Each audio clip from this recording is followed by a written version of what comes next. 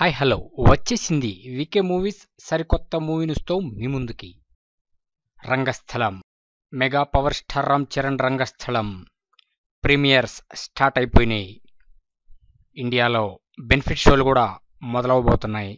ఇక ఈ సినిమాపై ఇప్పటికే అత్యంత భారీ హైప్ నెలకొని ఉండటం వల్ల ఈ సినిమా రేటింగ్ ఎలా ఉంటుంది, అసలు సినిమా రివ్యూలు ఏమిటి అని చాలామంది ఆతృతగా ఎదురుచూస్తున్నారు. అయితే ఇప్పటికే ఈ సినిమాకి మూవీ క్రిటిక్ ఉమర్ సంధు 3కు పైగా రేటింగ్ ఇచ్చాడు. అయితే ఇక్కడ ఒక విషయం గమనించాలి, ఏ రేటింగ్ అయినా ఏ రివ్యూ అయినా వారి సొంత ఆలోచనలు, సొంత నిర్ణయాలే. ఇక్కడ ఏది అఫీషియల్గా నిర్ణయించబడదు, ప్రకటించబడదు.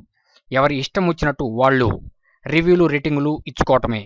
సో టోటల్గా వీటికంటే మీరు థియేటర్కి వెళ్ళి సినిమాని చూస్తే ఆ మజా, ఆ ఎంజాయ్ వేరు.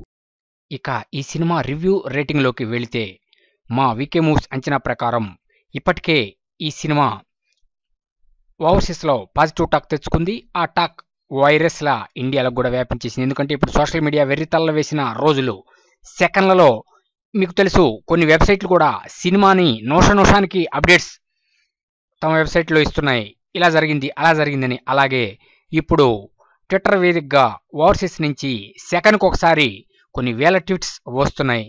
సో టోటల్గా ఈ సినిమా బ్లాక్ బాస్టర్ హిట్ అని తేల్చేశారు.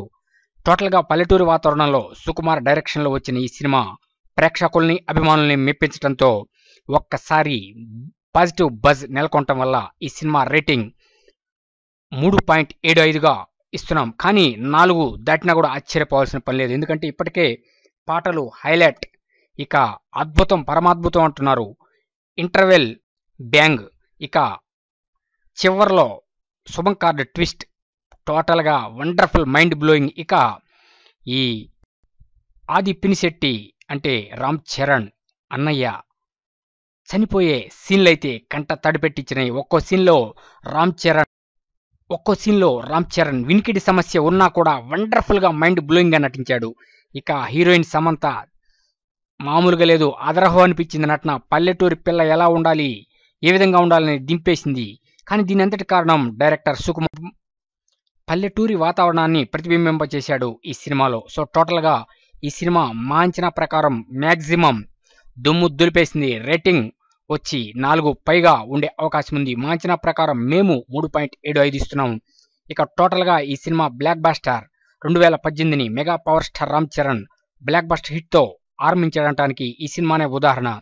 కలెక్షన్లు కూడా దుమ్ము దులుపుతూ మొదటి రోజే మా అంచనా ప్రకారం 40 కోట్లకు పైగా ఉండే అవకాశం ఉంది. సో టోటల్గా ఈ సినిమా మొత్తం మీద 80 కోట్లకు పైగా వసూలు చేస్తేనే ఇది ఒక బ్లాక్ బస్టర్ సినిమాగా మారే అవకాశం ఉంది.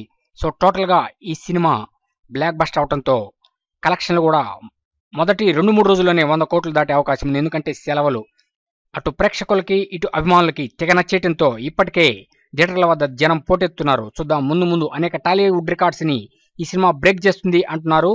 అదే జరుగుతుంది అంటలో సందేహమే లేదు.